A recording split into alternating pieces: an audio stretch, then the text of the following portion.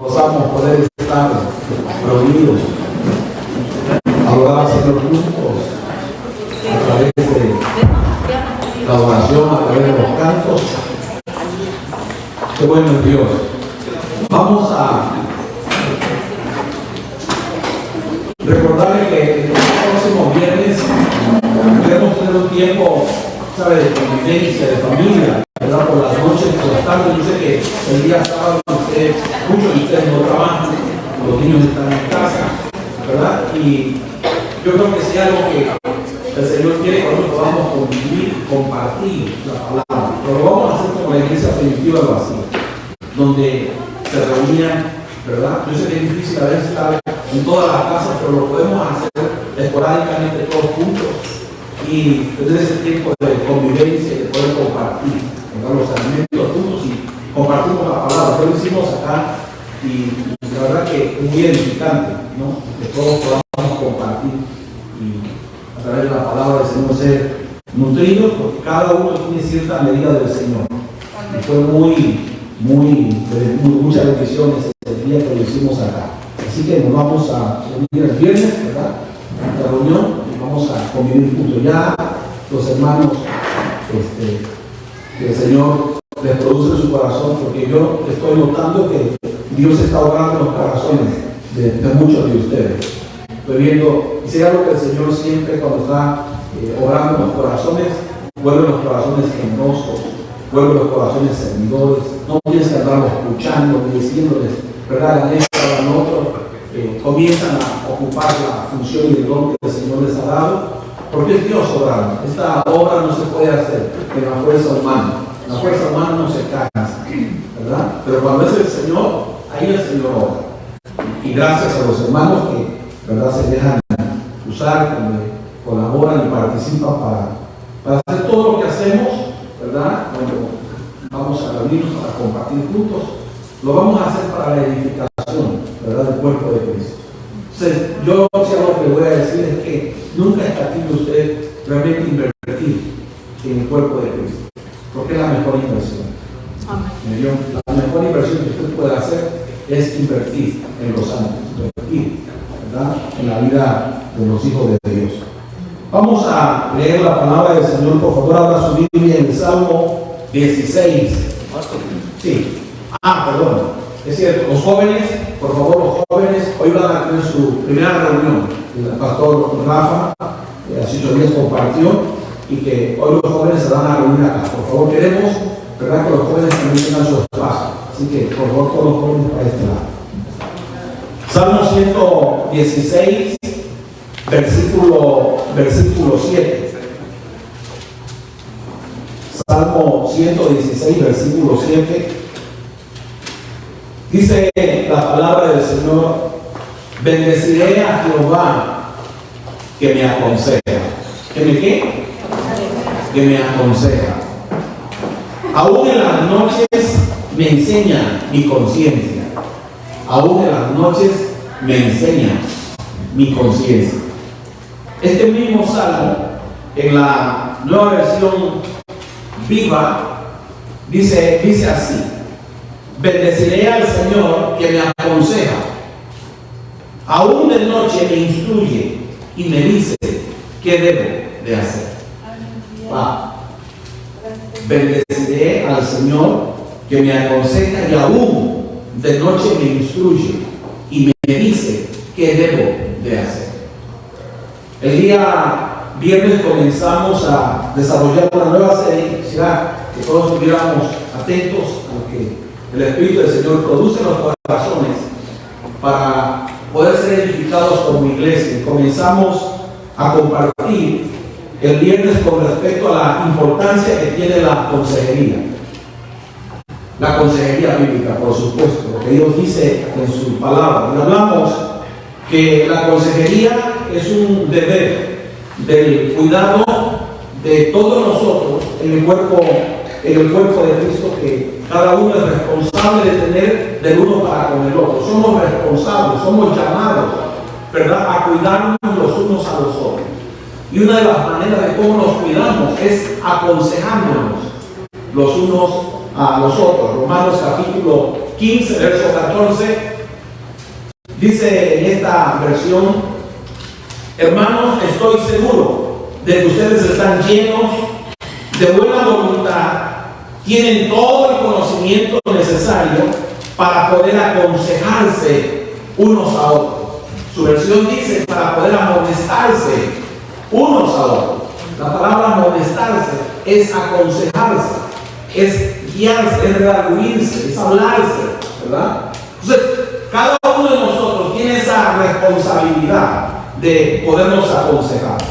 Qué lindo es cuando en una congregación o en el cuerpo de Cristo hay ese tipo de cuidado, que nos podamos cuidar, ¿verdad?, a través del consejo. El problema que radica muchas de las veces es que casi por lo regular no nos gusta ser aconsejados. ¿Ve? Cuando alguien nos aconseja, lo percibimos mal. ¿Ve? ¿Por qué razón? Bueno, la razón es porque muchas de las veces no nos gusta tener un corazón humilde para ser aconsejados.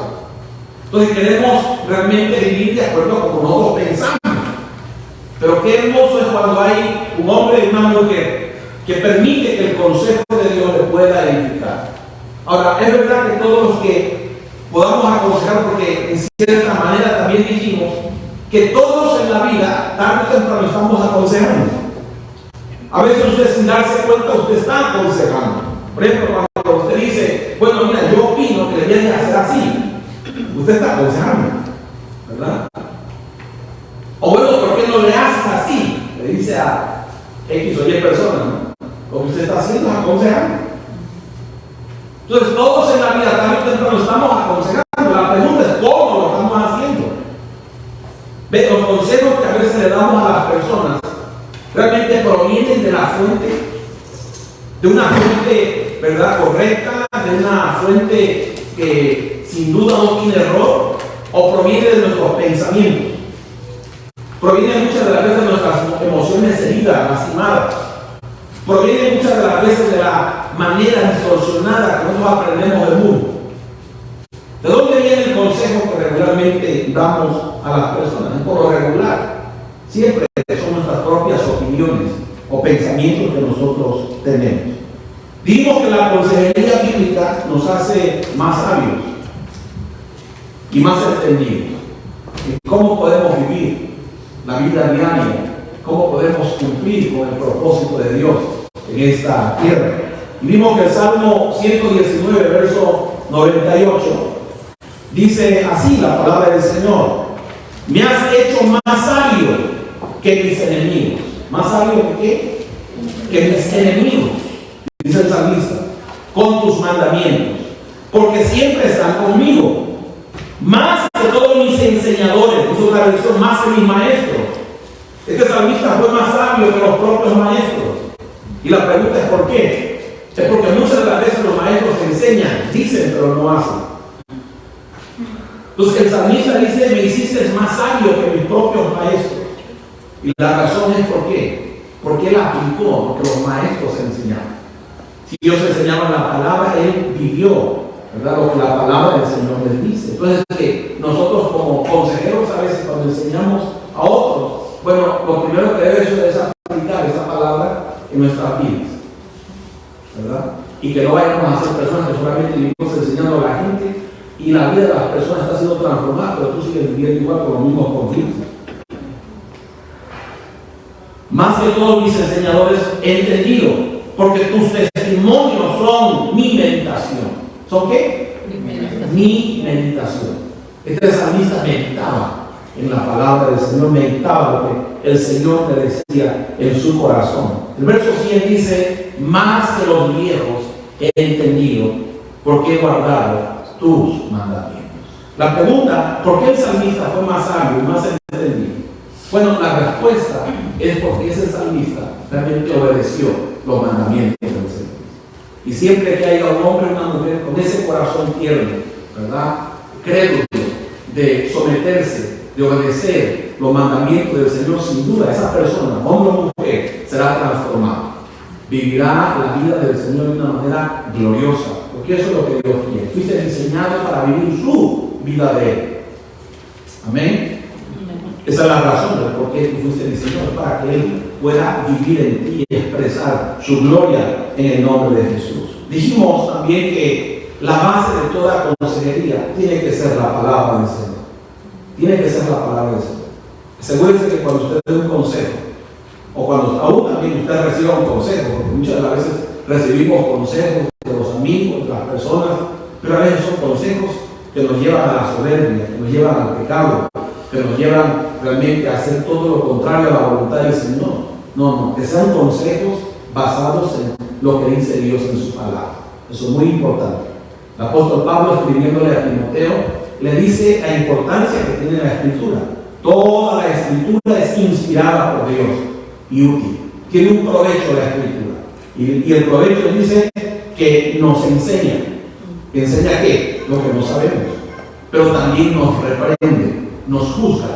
Cuando es la palabra de Dios la que está aconsejando, es como una espada, dice el escritor a los Hebreos, que penetra lo más profundo, ¿verdad?, de nuestro corazón y parte nuestra alma y entra y divide los tuétanos, dice, lo más profundo de nuestro corazón. Cuando tú aconsejas con la palabra del Señor, es increíble lo que Dios hace en el interior del corazón. Cuando hay un corazón sin duda receptivo, cuando hay un corazón tierno, tiene el poder para transformar la vida de ese hombre, de esa mujer, de ese joven, porque la palabra de Dios es poderosa para transformar. Entonces, pero es la Escritura la que nos ayuda, la que nos enseña, ¿verdad?, la que nos juzga, la que nos reprende. Es la Escritura la que nos corrige. Nos salimos del camino, nos quebramos, pero es la misma palabra del Señor que nos da, ¿verdad?, y nos ayuda. Como una persona consejera ayuda a otra persona a que vuelva, ¿verdad?, al camino.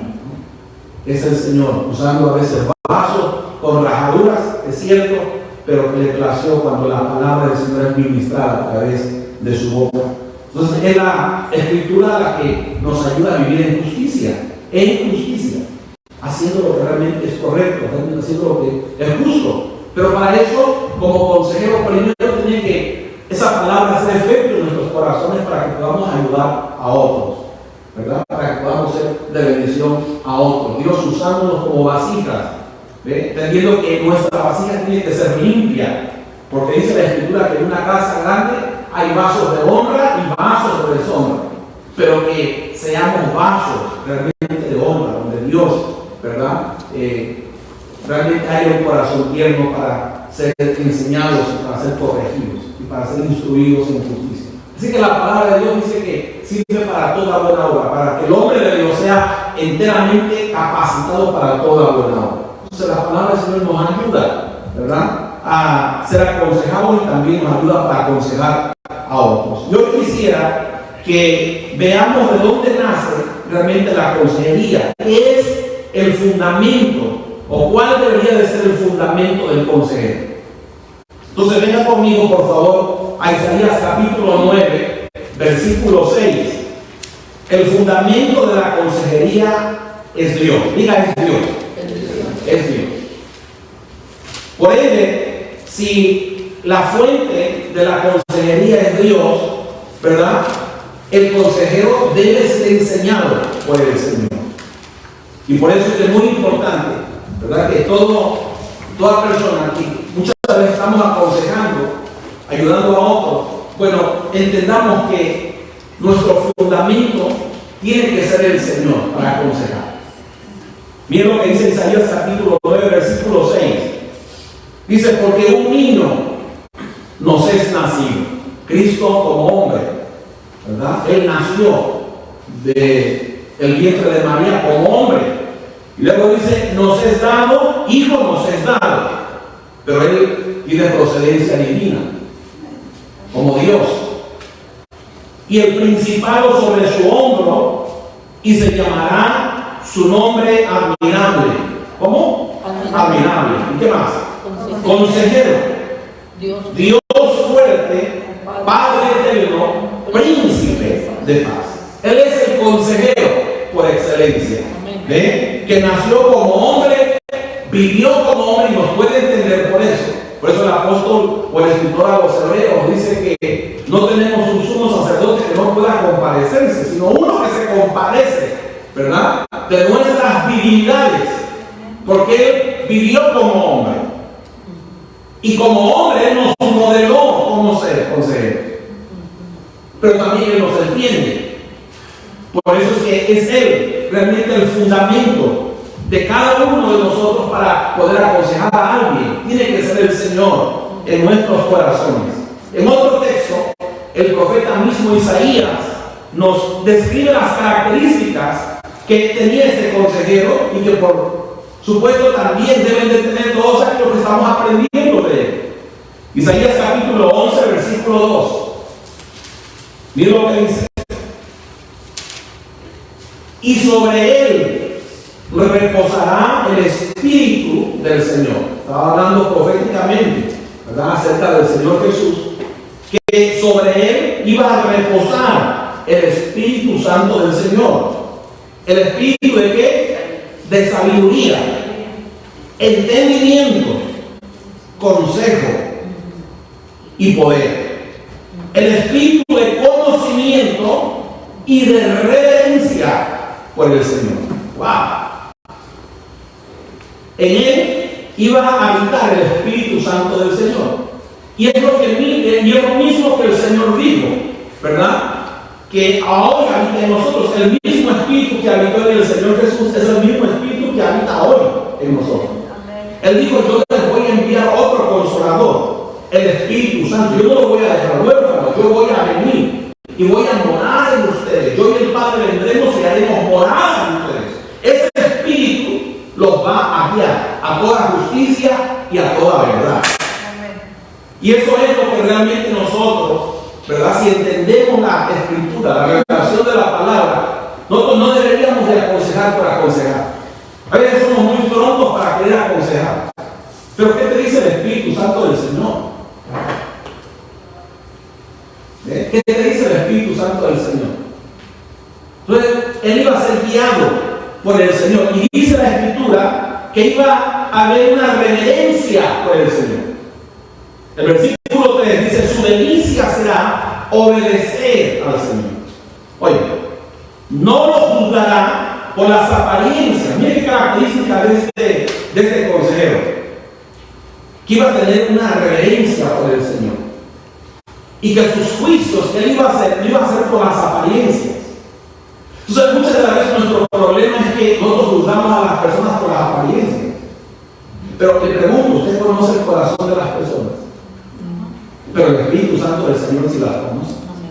Entonces, si nosotros nos comenzamos a dejar guiar por el Espíritu Santo del Señor, vamos a ser consejeros, ¿verdad?, efectivos, que sin duda el Señor nos va a usar como instrumento para su gloria. Pero si no, si somos guiados más por nuestra carne, por nuestras emociones o por lo que ven nuestros propios ojos, es posible, ¿verdad?, que muchas de las veces, en vez de ser instrumentos de bendición, de restauración, seamos instrumentos de destrucción. Por eso es importante que nosotros podamos ver a la luz de las Escrituras cómo es que debe de ser el consejero. Entonces dice: no lo juzgará por las apariencias, por falsas pruebas o por chismes, o alguien cuenta algo y usted ya comienza a juzgar y que comienza a querer aconsejar a las personas basado en lo que escuchó. No, eso no es así.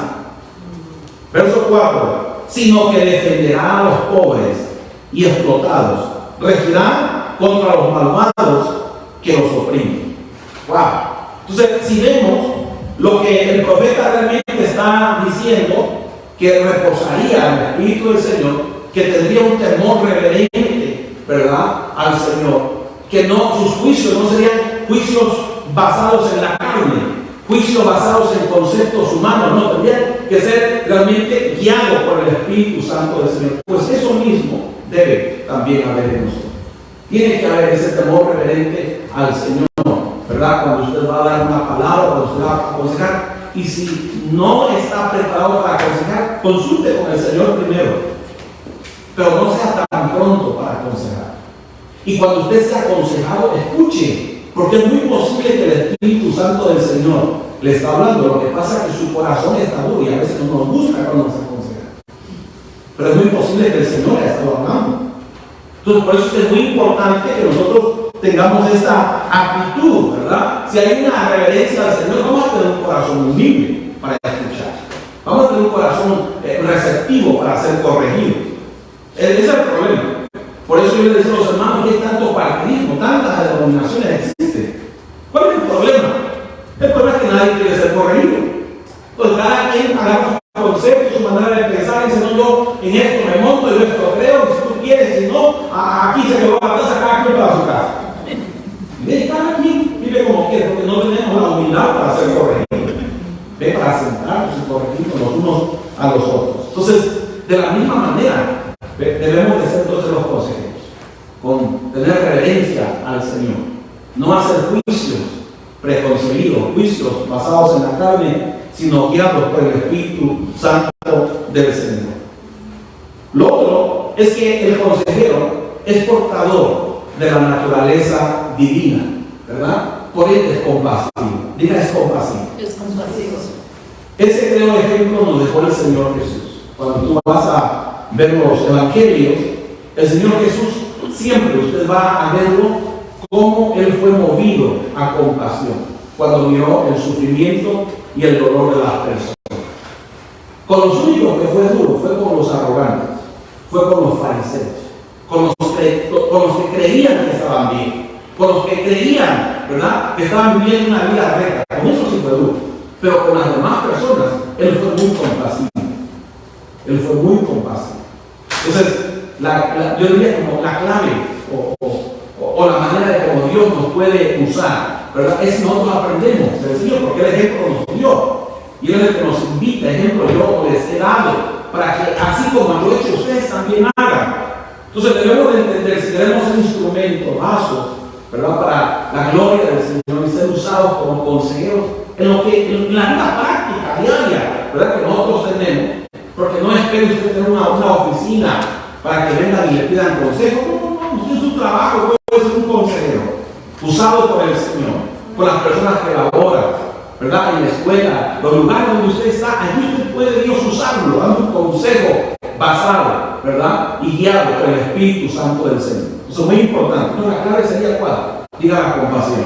La compasión. La compasión.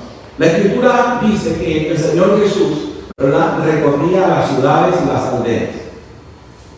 Y cuando miraba a la gente, le entraba compasión. Mira lo que dice Mateo capítulo 9, verso 36. Mateo 9, verso 36.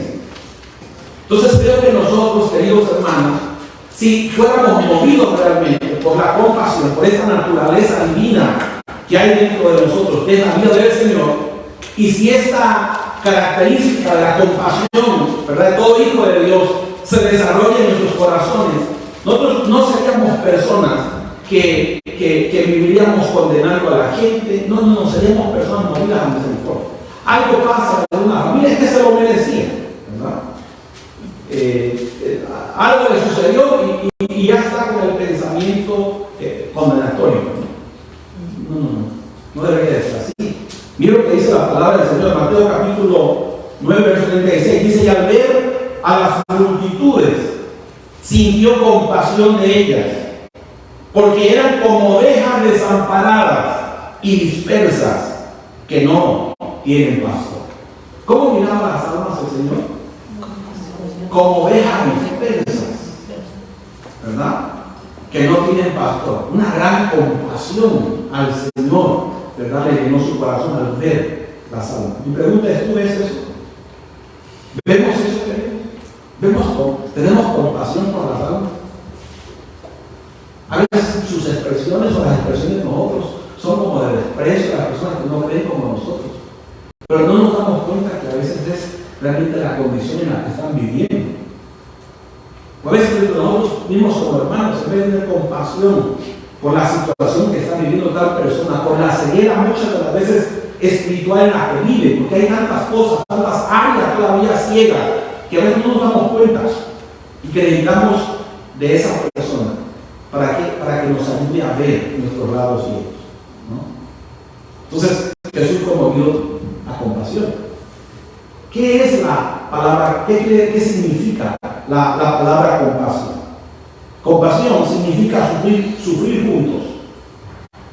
Es un sentimiento que se manifiesta al percibir y comprender el sufrimiento de los demás.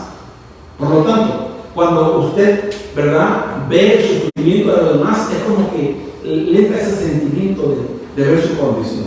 Por ejemplo, yo anoche alguien me llamó que si podía ir a orar por su esposa, y yo llegué, y al ver la condición, ¿sabe? Cuando salí de eso, la imagen de su sufrimiento de la persona la traía a la mente, ¿no?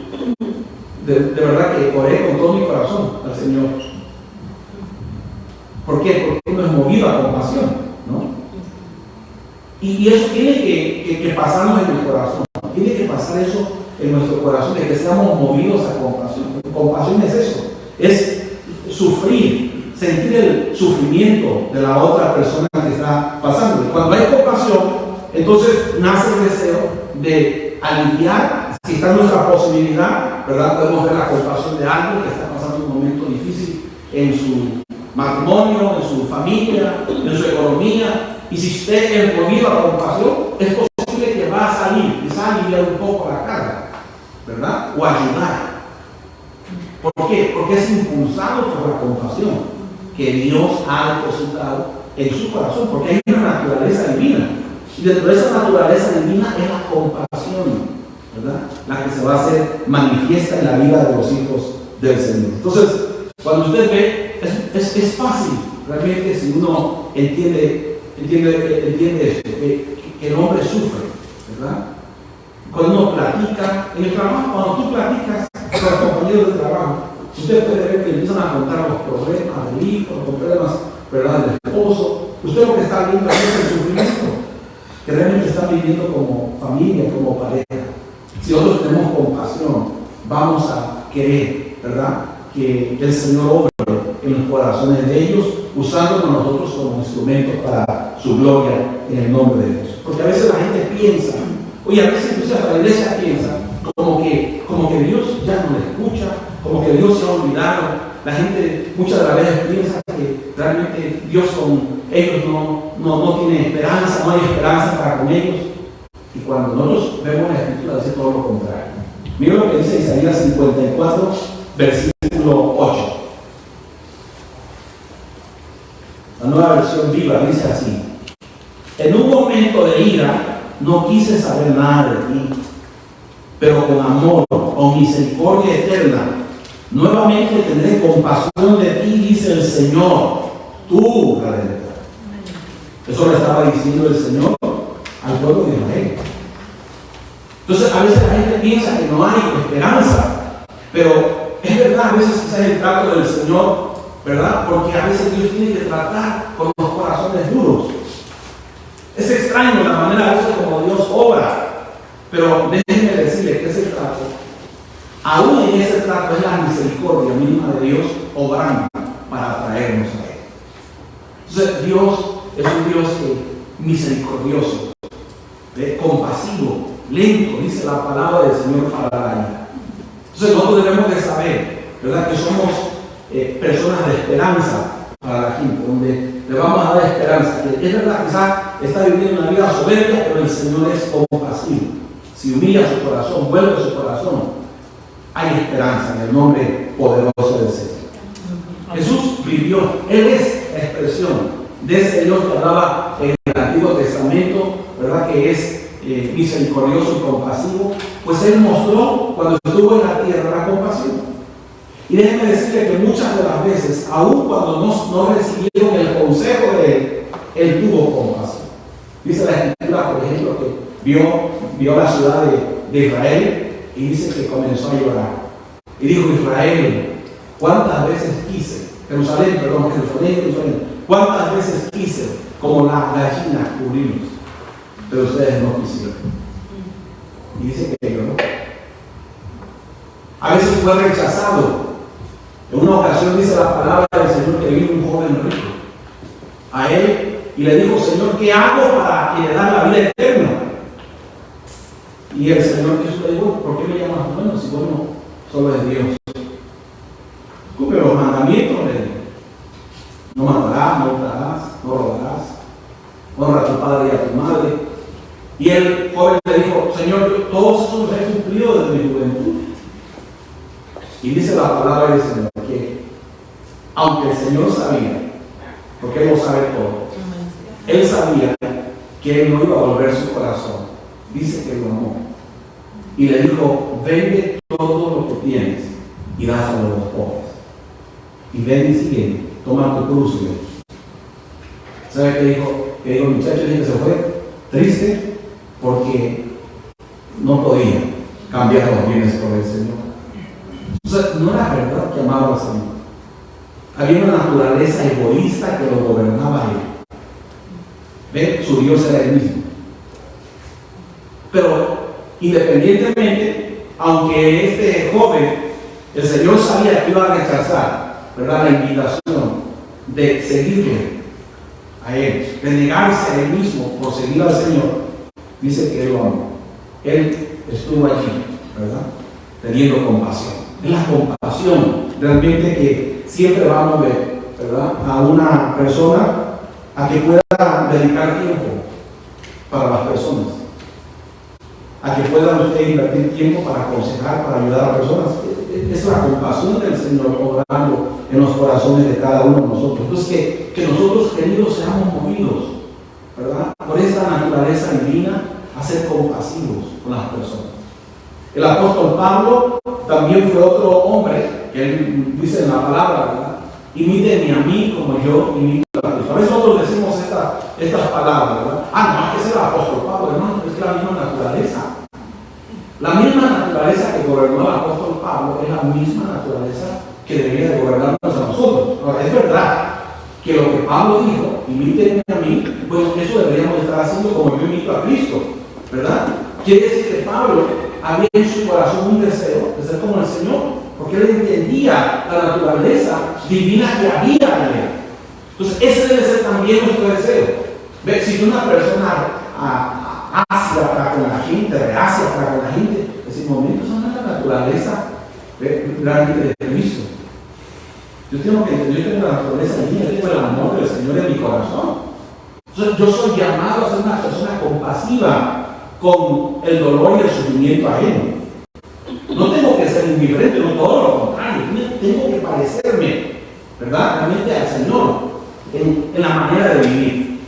Es siendo compasivo en el nombre de Cristo. Entonces, miren lo que dice el apóstol Pablo. Hechos capítulo 20, por favor. Hechos capítulo 20. Pablo menciona en el verso 31. Siempre por lo regular nosotros miramos al apóstol Pablo, ¿verdad?, como el defensor de la fe. Casi siempre trata de sacarse a Pablo como el teólogo, el que sabía mucho de Dios, el que conocía a Dios, el que se le dio la revelación del Cristo impartido, pero porque tuvo la revelación del Cristo impartido, realmente tuvo esa determinación de querer aconsejar, de querer ayudar a sus hermanos, de querer ser consejero de la iglesia, ayudar a la iglesia. Entonces, mira lo que dice Hechos capítulo 20, verso 31. Por tanto, velad, está diciendo, por tanto, cuiden, acuérdense, acordaos que por 3 años, de noche y de día, no he cesado de amonestar con lágrimas a cada uno. Esa palabra amonestar es aconsejar, ¿verdad? Es corregir, es advertirles. Y él dice, por 3 años, yo los estuve a ustedes aconsejando. Yo les estuve a ustedes enseñando. ¿No le pasa que a veces cuando usted empieza a aconsejar a una persona y se vuelve necia, o ¿sabe?, empieza a tener su corazón duro, como que ya, que se debe de enfrentarse, ¿verdad? Bueno, Pablo dice, por 3 años yo a ustedes les estuve aconsejando, les estuve advirtiendo, ¿eh?, y con lágrimas. Quiere decir que había momentos de quebrantamiento en el corazón de Pablo, a ver sin duda, ¿verdad?, la necesidad de los corazones. Cuando usted lee, por ejemplo, las cartas del apóstol Pablo, usted va a encontrar, ¿verdad?, que a veces Pablo les hablaba de una manera como fuerte, pero cuando les hablaba así, no los hacía porque los odiaba, los hacía porque quería que tuvieran conciencia de su condición. Entonces, miren, por ejemplo, segunda carta de los Corintios, capítulo 5, verso 14. ¿Ve? Entonces, el consejero debe de ser impulsado por la compasión, y la compasión es demostrada, es producto, ¿verdad?, de el amor de Dios derramado en nuestros corazones. Entonces, cuando Pablo les hablaba, ¿verdad?, de una manera que a veces parecía severa, de una manera a los oídos, a veces quizá tosca, no lo hacía para ofenderlos, lo hacía porque quería que volvieran en sí. Entonces, Pablo dice en esta carta, segunda carta, capítulo 5, versículo 14, mira lo que dice Pablo acá. Porque el amor de Cristo nos constriñe y nos obliga. Eso que es la palabra constriñe, nos obliga, nos empuja. Pensando en esto, que si uno murió por todos, luego todos murieron. Y por todos murió para que los que viven ya no vivan para sí, sino para aquel que murió y resucitó por ellos. Vea, Pablo aquí lo que está realmente diciendo es que el amor de Dios lo llevaba a negarse realmente a sí mismo. Era el amor que lo llevaba Pablo en muchas de las cartas, ¿verdad?, que escribe, que a veces habla un poco fuerte. Era el amor de Dios derramado en su corazón. La Biblia dice que el amor de Dios no hace nada indebido, ¿cierto? Entonces, cuando tú ves a un hermano o una hermana realmente haciendo algo indebido, nuestra responsabilidad, si el amor de Dios está gobernando nuestros corazones, nuestra responsabilidad es ¿qué cosa? Pues es corregirnos, es aconsejarnos, ¿ves? Es decirnos, mira hermano, esto que está haciendo no es sabio, ¿entiendes? Esto que está haciendo lo va a llevar después a consecuencias que se va a lamentar. Entonces es nuestra responsabilidad. Entonces Pablo les escribe a los hermanos, segunda carta, capítulo 2, verso 4. Mira lo que dice acá Pablo. Dice, porque por la mucha tribulación y angustia de corazón os escribí con muchas lágrimas, no para que fueses constrictados, sino para que supieses cuán grande es el amor que os tengo. Entonces, cuando usted lee, por ejemplo, primera carta a los Corintios, segunda carta a los Corintios, usted va a encontrar expresiones, Gálatas, por ejemplo, la carta a los Gálatas, a los Corintios. Yo no les pude hablar a ustedes como a espirituales, como a carnales, como a niños en Cristo, ¿verdad? Gálatas insensatos, ¿quién los hechizó? Usted ve expresiones así, pero ¿sabe qué lo llevaba a hacer eso? Era el amor del Señor derramado en su corazón. Entonces, el amor del Señor nos va a impulsar, queridos hermanos, ¿a qué? Realmente a preocuparnos por el cuidado, ¿verdad?, de los unos para con nosotros. Es verdad que hablamos que no quiero muy tranquilo, tenga paz, porque es verdad, también el consejo debe ser libre de los resultados. Debemos tener desapego de los resultados, porque nosotros no somos Dios. Y Dios es Él. Amén. Y es verdad que cuando hay un corazón soberbio, a veces Dios lo deja para que Él aprenda. ¿Entienden? Porque la Biblia, el proverbio dice, ¿verdad?, deja el soberbio en su propio camino. Y Dios trata con el soberbio. Si así, pues Dios va a tratar, ¿no? Entonces, que nosotros también, debamos tener la responsabilidad del cuidado de unos a otros, pero también debemos tener la paz en el saber que los resultados le pertenecen al Señor. No vivir, ¿verdad?, con incertidumbre y por qué será que no hizo caso el consejo y sintiéndose como que no es una persona que usted no sirve para aconsejar a sus hermanos. No, muchas de las veces usted tiene que tener libertad en eso. Eso es muy importante. Ahora, es verdad que esto implica responsabilidad, ¿verdad?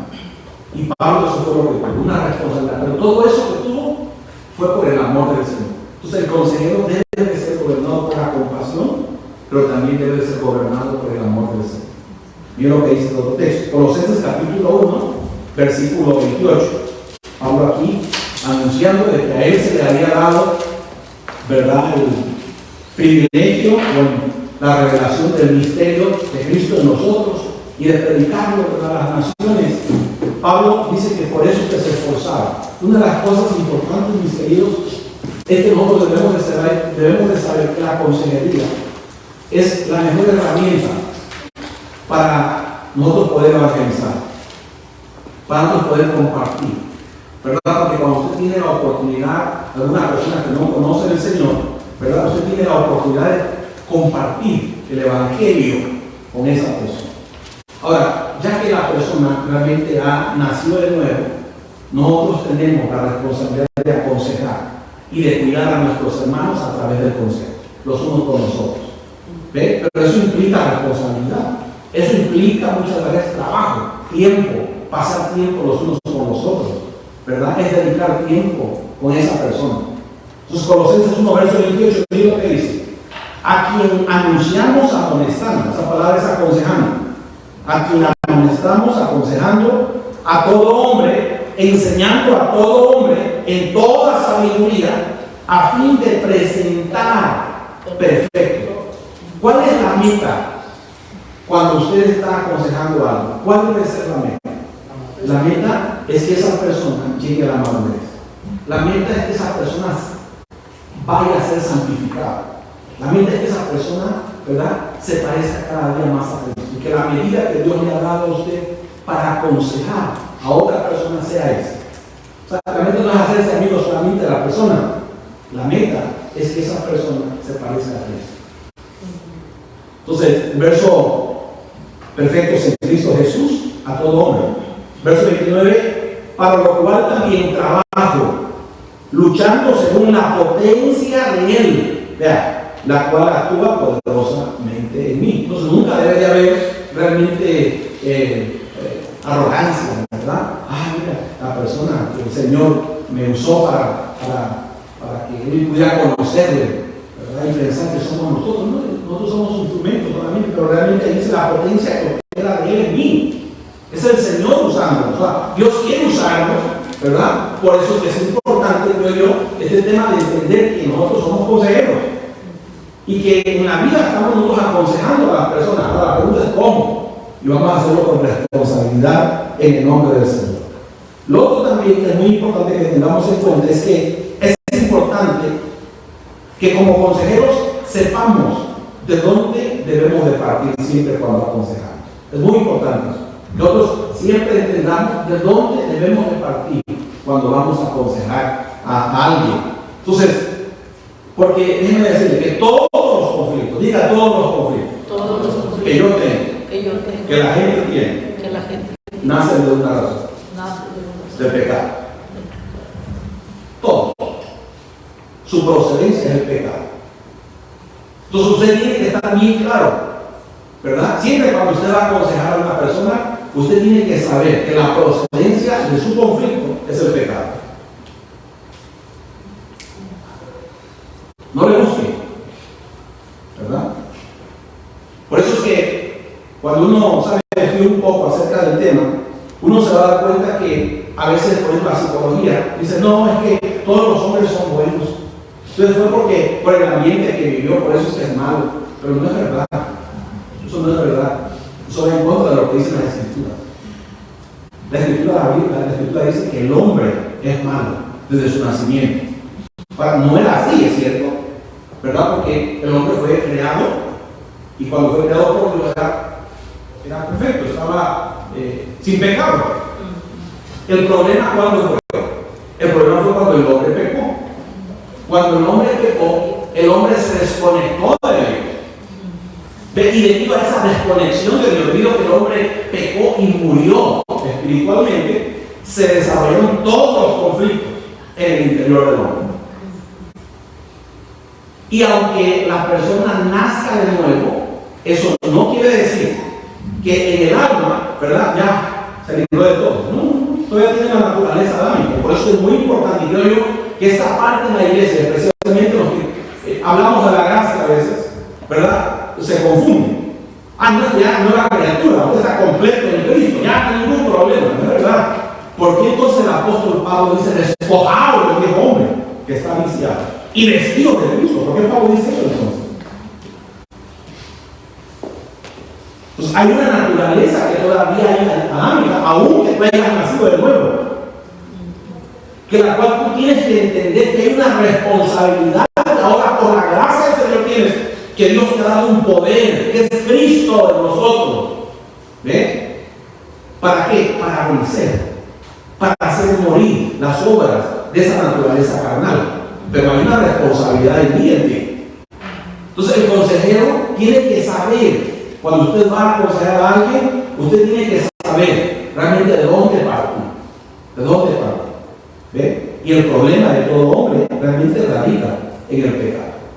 Todo conflicto, ¿verdad?, que el hombre tiene en su persona, en la familia, todo conflicto nace del pecado. Isaías capítulo 59, versículo 2. Dice, son los pecados de ustedes los que crean un abismo. Otra versión dice, son los pecados de ustedes los que crean una división entre Dios y los hombres. ¿Ve? Entonces, son los pecados de ustedes los que crean un abismo entre ustedes y su Dios.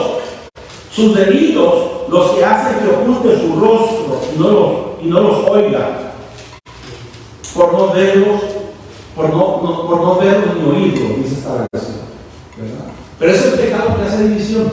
Entonces, claro que por eso es que muchas veces el hombre vive como vive. Entonces, es importante que usted entienda esto, que si usted va a aconsejar a una persona, ¿verdad?, que es inconversa, usted no trate realmente de decirle y hablarle como que si fuera un creyente, porque le voy a decir una cosa, es muy posible que va a perder tiempo. Lo primero que usted tendría que decirle es presentarle a Cristo, es enseñarle, ver la condición en la que esa persona está. Dicho de otra manera, ¿verdad?, con estas palabras, entendiendo que usted me entiende lo que voy a decir, es hacerlo volver a la fuente,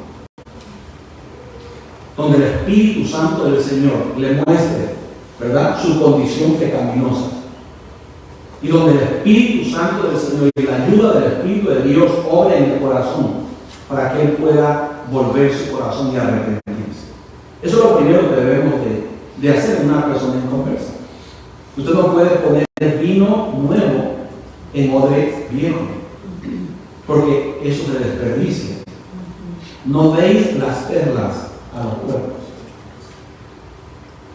¿Entienden? Entonces es muy importante que podamos ver eso. Entonces todo tiene que ver con el corazón.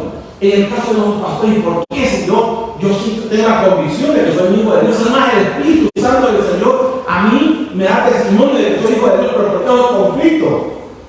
¿Ve? Todo conflicto que nosotros tenemos tiene que ver con nuestro interior. ¿Y tiene que ver con nuestro interior? No, pastor, es la mujer que tengo, es el esposo que tengo, son los hijos que tengo. No. Es tu corazón. O es el corazón de tu hijo, pero es interno. Entonces, mira lo que dice el apóstol Santiago, capítulo 4, verso 1. Entonces, otra vez estamos con remiendo, ¿verdad? Ay, no, hijo, no hagas esto, no hagas lo otro, le compras esto al hijo, le haces esta cosa al hijo, todo externo. No, muéstrale su condición.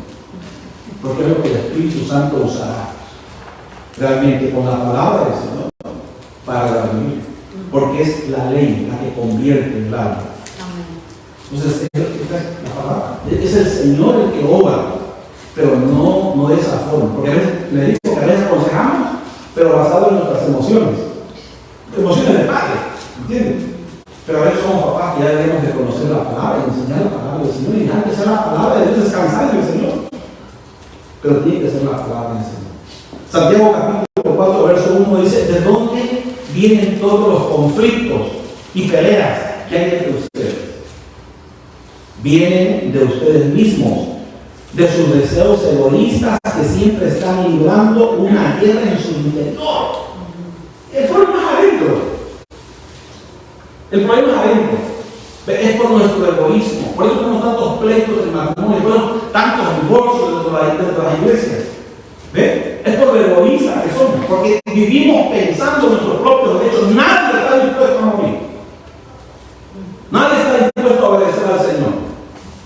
Nadie hace lo que el Señor dice. Pero usted le pregunta si ama al Señor, se lo dice que sí. Sí, pastor, usted sabe que ama al Señor. Pero dice, si mi amor guarda mis mandamientos. Y su mandamiento de Él es que nosotros muéramos. Dijo, si ustedes quieren ser mis discípulos, mírense así, tomen su cruz y síganme. Porque el que me siga y pierda su vida va a fallar. Entonces, debemos tratar de eso. Pero es el egoísmo que hay dentro. Y eso fue la desconexión, ¿verdad? Que el hombre tuvo. El hombre dejó de escuchar a Dios. Cuando pecó, dejó de escuchar a Dios. Dejó de ser guiado por Dios en su interior. Y después comenzó a ser guiado por lo que los ojos ven. Entonces a veces somos guiados por lo que los amigos hacen, por lo que las amigas hacen, por lo que los hombres hacen. Queremos hacer lo mismo que todo el mundo hace. Pero tú hay alguien que te gobierna. Es el Espíritu del Señor. Debería de ser la palabra del Señor la que te gobierna. No lo que los amigos o amigas hacen. No lo que medio mundo dice. No, ¿qué dice el Señor? Pero se da cuenta que el problema es nuestra soberbia. Entonces el problema es que no queremos obedecer al Señor. ¿Ve? Pero calmamos nuestra conciencia con de vez en cuando venir a las reuniones, hacer alguna actividad. Pero eso no se trata de eso. Se trata realmente de obedecer al Señor. Si queremos realmente ser aconsejados y queremos ver el resultado, porque Dios es real en lo que Él dice, hay que obedecer. Santiago dice que todos nuestros problemas nacen de adentro. ¿Usted cree que eso es así? Sí, eso es así. ¿Ve? Eso es así. Nace de adentro del corazón de nosotros. Verso 2 dice, ustedes desean las cosas, pero no las consiguen. O sea, todo ese montón de cosas ambiciosas que nos metemos, esos rollos que nosotros tenemos a veces que después ya no aguantamos cómo hacerlo, nació de adentro. Nació de adentro, el corazón. Su envidia puede llegar hasta el extremo de matar y aún así no consiguen lo que quieren. Pero por eso discuten y pelean. No consiguen lo que quieren porque no se lo piden. No confiamos en Él, no dependemos en el Señor. Realmente confiamos más en nosotros. Queremos hacer las cosas de nuestra manera. No dejamos que sea Dios el que trate. ¿Verdad? Entonces, pero si usted es una persona que conoce al Señor, usted va a aconsejar. Tranquilo. Deja que sea Dios el que trate. No seas tú. Deja que sea Dios el que obre. No, pero yo quiero acabar con eso rápido. Pero deja que seas tú. Ese eres tú. Pero lo que pasa es que yo sé que a veces así pasa, porque es la naturaleza realmente humana. Pero Dios es un Dios que obra. Que los hijos de Dios debemos de ser gobernados y guiados por el Señor. Termino con esto diciendo que todo consejero, ¿verdad?, está llamado primero a hacer volver el corazón de la persona a su fuente de origen. Por eso usted se acuerda cuando la Escritura dice que Nicodemo vino al Señor, ¿verdad? De noche, dice. Era un maestro. Y empezó a decir, maestro, sabemos que tú has venido de Dios por las señales y milagros que tú haces. ¿Sabe qué fue lo que Jesús le dijo? Jesús le dijo a Nicodemo, es necesario que nazcas de nuevo. Lo primero que Jesús le dijo era su necesidad de Nicodemo. Y su necesidad de Nicodemo era nacer de nuevo. ¿Por qué? Le dijo, porque si tú no naces de nuevo, tú no puedes entrar al reino de Dios. Tú no puedes ni ver ni entrar al reino de Dios. Entonces, no te puedo hablar de las cosas espirituales si primero tú no naces. Por eso Pablo dice que el hombre natural no percibe las cosas que son del Espíritu, porque se han de discernir espiritualmente. Por eso es que al natural tú no le puedes hablar como que si fuera un espiritual. Y por eso es que a veces también dentro de los lugares o de las iglesias, a veces tú estás dando el consejo a las personas, pero como por un oído de gente y por otro le sale. Porque a veces estás hablando naturales, a hombres naturales, no genuinamente nacidos. Porque los genuinamente nacidos, el Espíritu Santo del Señor los redarguye, vuelven en sí, corrigen su camino. La Biblia dice que el hombre nacido, por muy torpe que fuera, no se extraviaría. ¿Por qué razón? Porque es el mismo Señor dentro del corazón que no te deja. Es el Señor obrando en tu interior, de tu corazón, corrigiéndote. Entonces la pregunta es, cuando estoy siendo aconsejado, ¿realmente yo he nacido? Si has nacido, tú escuchas la voz del Espíritu Santo del Señor. Y es por eso que nosotros, ¿verdad?, cada vez que estamos con una persona, lo primero es que esa persona vuelva a su fuente. Por eso dice el profeta Jeremías, ¿verdad? Dice, cavaron para sí cisternas rotas, que no pueden saciar sus almas. Por eso que el hombre, cuando se desconecta de Dios, y aún los creyentes, usted puede ver que esto es muy lindo, es un principio, ¿verdad? Consagrados, hombres que hablaban de Dios, que tenían una evidencia del Señor, pero al ratito los mira todos fríos, ¿ves? Hablando de porquerías, viviendo como mundanos. ¿Cuál es la razón? Porque se desconectaron de su mente, ¿ves? Porque se volvieron insensibles en su corazón. Hubo otras cosas más que les llenaron. Y al ratito vemos realmente el desperdicio de vida que para ti. Que tú y yo no seamos así, seamos personas sabias, en el nombre de Jesús, escuchando y haciendo el mandamiento del Señor. Póngase sobre sus pies, por favor. Padre, gracias. Vamos, denle gracias al Señor, porque usted tiene el privilegio hoy de ser un hombre sabio, una mujer sabia,